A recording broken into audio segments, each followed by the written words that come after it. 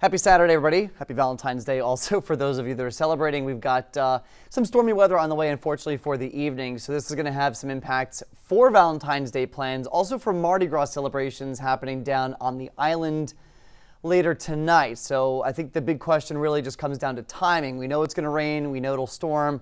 What does the timing look like? And right now, I think the core of this goes through the area between, let's say, 4 and 9 p.m. So kind of right in that sweet spot for dinner plans and also for Mardi Gras celebrations down in Galveston. Things are pretty quiet right now. A couple very light showers lifting across the area. Otherwise, though, it is cloudy. You don't have to go too far to the west, though, to find our storms here along the I-35 corridor from Waco all the way down to San Antonio.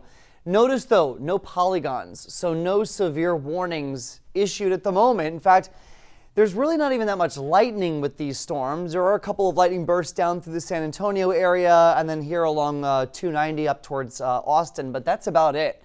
So no warnings at the moment, no severe weather watches, although the Storm Prediction Center is weighing the potential of issuing a watch for our area.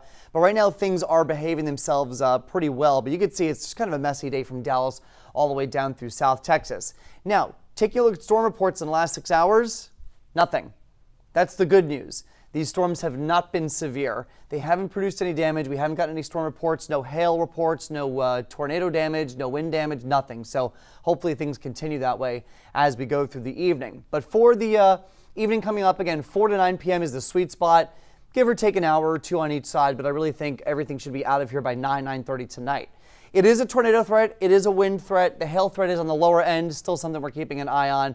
And the biggest impact will be towards travel and also any celebrations down towards Galveston. So on a scale of 1 to 5, 5 being the worst, it's a threat level 2 for the majority of the area. Now notice, back to the west, the threat level is a lot lower, and that's where those storms are right now. So they're not currently in an environment that is conducive to severe potential. That will kind of increase as we go through the evening. So the thinking is that the line that's across I-35 right now will actually strengthen and intensify by the time it reaches us.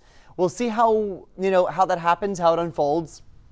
We've been cloudy all day, so the atmosphere isn't as unstable as it could be, and the sun's going to go down here in a couple of hours. But still, this is more of a, not to get too jargony on you, but more of a synoptically driven system here. This is more of all the dynamics in the atmosphere working to produce these storms, more so than daytime heating. So the potential is still there for some strong to severe stuff. And again, all of our threats are on the table. Wind damage, a brief tornado, and small hail. There's the tornado threat.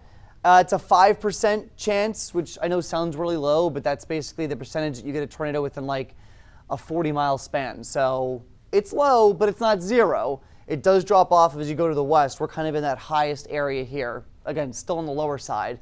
And here's a look at future tracks. So again, just a lot of shower activity between now and let's say 6 o'clock. But from northwest to southeast, that line starts to move in. So places like Brenham, Huntsville, up through Grimes County, you're going to be getting storms here in the next hour or two. By 6 and 7 o'clock, that's when that line reaches us here in southeast Texas. This line looks really potent on future tracks. So again, if this holds together, it'll be a pretty loud evening for us. That all races to the coast then. Notice Galveston by 8 and 9 p.m. So any early evening celebrations are fine, but once we get into the heart of maybe any Mardi Gras celebrations tonight, that's when things could start to get a bit dicey. So that's going to be the concern for us getting into the later hours. The flip side of that is, notice back to the west by 8:30, not only has the rain stopped, but the skies have started to clear. And I think all of this has gone for everybody by 10 p.m. So we get some clearing across the area later on this evening. So as fast as it's in here, it's out. It's a fast moving system. The timing is crummy though, with it being Valentine's Day. So dinner plans, keep them indoors tonight. Still go, but keep them indoors and make sure that you've got a way to stay on top of any warnings that come out as the evening goes on. For the Mardi Gras plans in Galveston, you really want to stay on top of those. Make sure that you're following the event page or the event information for where you're going and what you're doing tonight for any cancellations. Hopefully they can get some of these events off without a hitch, but you know how it goes down here in southeast Texas. Let's look at your update right now for the weather. We'll do another one at 4:30. And then, of course, we have the KHOU 11 News coming up at 6 o'clock. We'll see you then for both of those updates.